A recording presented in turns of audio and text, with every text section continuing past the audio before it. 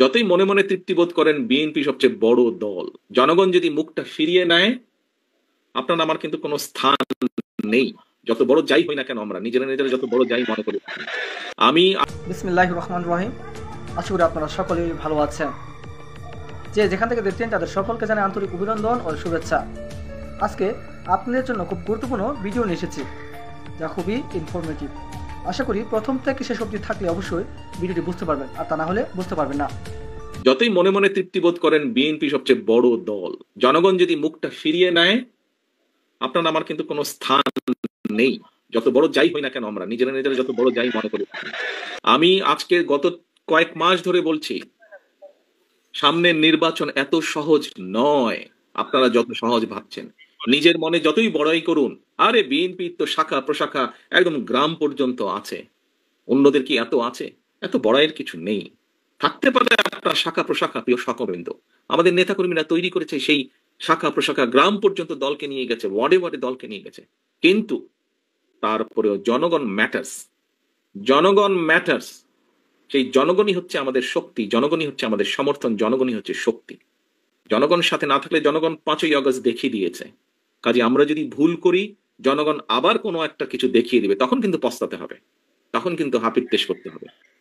সহকর্মীবৃন্দ, এখনো সময় আছে। আসুন, আসুন, আসুন, আমরা জনগণের পাশে থাকি, জনগণের সাথে থাকি। যারা এমন কিছু করবে যা আপনাকে আমাকে ক্ষতিগ্রস্ত করবে, যা আমার দলকে ক্ষতিগ্রস্ত করবে, যা আমাদের দল ক্ষতিগ্রস্ত হবে, আমরা তার বিরুদ্ধে প্রতিবাদ গড়ে তুলব, তার বিরুদ্ধে প্রতিরোধ গড়ে তুলব। আজকে শহীদ জিয়ার 89তম জন্মবার্ষিকীতে যদি শহীদ জিয়াকে সত্যিকার ভাবে আমাদের স্মরণ করতে হয়, যদি শহীদ জিয়াকে সত্যিকার ভাবে সম্মান জানাতে হয়, আজকে দেশনেত্রী খালেদা জিয়া, ওনার জন্য আমরা দোয়া করছি সুস্থতার জন্য। কিন্তু দেশনেত্রী সবচাইতে খুশি হবেন, দোয়া তো আছেই, কিন্তু উনি যখন দেখবেন যে জনগণ সমর্থন দিয়েছে বিএনপির প্রতি, আমি তো মনে করি সবচাইতে বেশি খুশি উনি সেদিন হবেন। এবং দেশনেত্রী খালেদা জিয়ার সৈনিক হিসাবে আপনাদের উপরে সে দায়িত্ব বর্তায়।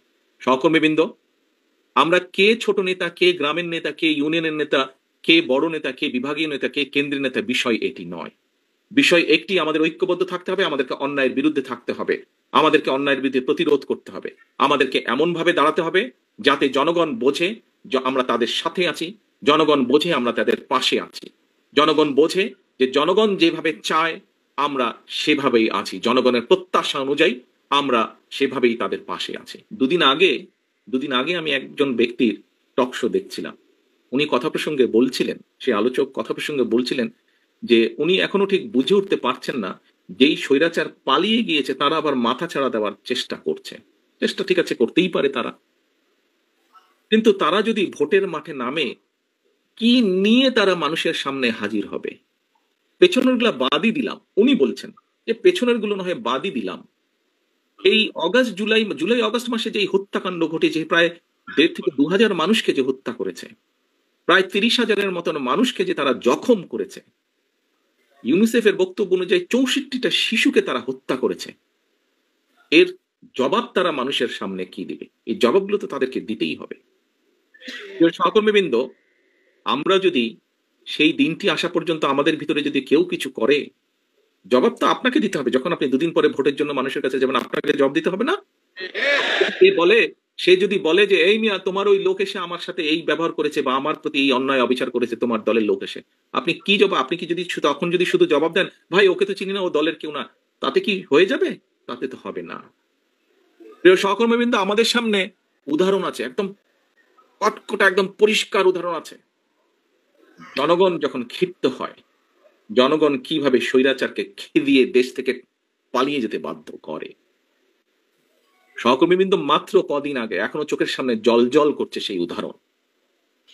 জনগণ যদি ক্ষিপ্ত হয়, যতই মনে মনে তৃপ্তি বোধ করেন বিএনপি সবচেয়ে বড় দল, আমি জানি হয়তো আমার এই কথাটার কিছু কিছু রিয়াকশন হলেও হতে পারে, বিভিন্ন জন বিভিন্ন ভাবে টুইস্ট করতে পারেন। দলীয় প্রোগ্রাম বলছি, তারপরে এটাতে দলীয় থাকবে না, এখানে সাংবাদিক ভাইয়েরা আছেন, ইন্টারনেটে কানেক্টেড, এটা বেরিয়ে যাবে। বিষয়টি হচ্ছে যে জল করছে সেই উদাহরণ। কাজেই দিন শেষে কিন্তু সেই জনগণ, দিন শেষে সেই জনগণ, আমরা সকলে সেই জনগণের সমর্থন পাওয়ার চেষ্টা করছি। কাজেই সমর্থন যদি পেতেই হয়, কেন আমরা সত্যিকার ভালোভাবে সেই সমর্থন নেওয়ার চেষ্টা করব না? কেন আপনি অন্যায়ের বিরুদ্ধে চোখ বন্ধ করে রাখবেন?